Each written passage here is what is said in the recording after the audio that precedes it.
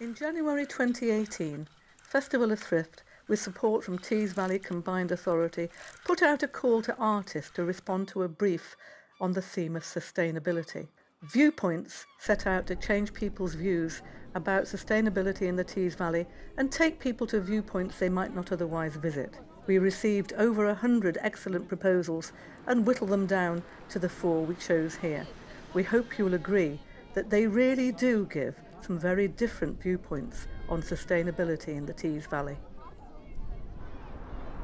So the inspiration for this project came from a newspaper article that Lucian and I read last year about the global seed vault in Svalbard off the coast of Norway. And so we're talking more about seed networks and sharing seeds in very local, a dispersed system rather than like this big silo sort of stronghold mentality. People kind of seem to be drawn to the spectacle of the trike, and then when they notice the seed capsules are really quite intrigued by that.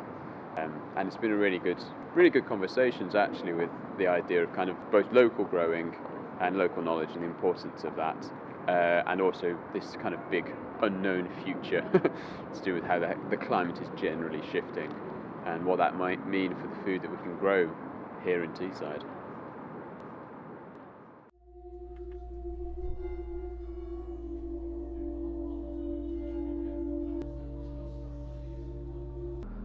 So the whole installation here is a sonic investigation of St Hilda's Church and the headland and its history and its culture.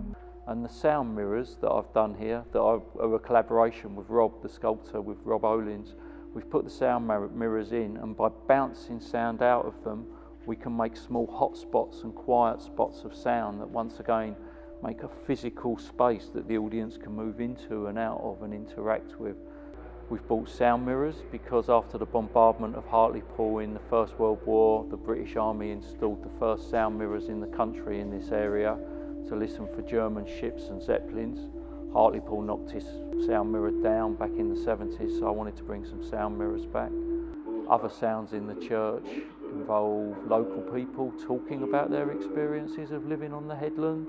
Part of it is just making people more aware of sound and the way that it can become physical and the way that it's been used in that way in this area for 100 years now.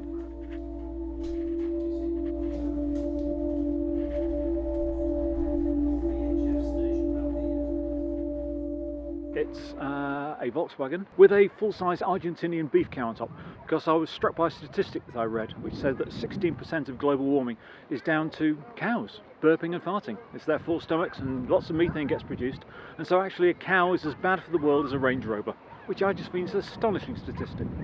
I chose to paint on the side a picture of the refineries because I was always struck by the sort of view of Billingham. I always found it absolutely amazing that there was a housing estate with this massive refinery stuck next to it.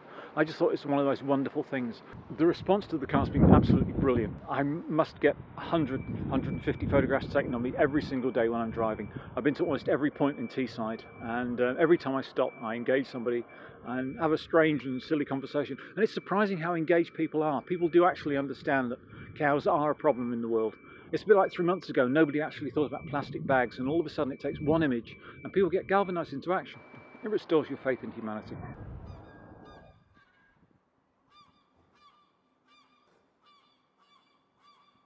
This is my artwork, Crossroads, and it tells the story of Middlesbrough from sort of early Stone Age years all the way to the present day, and even with a bit of a vision into the future.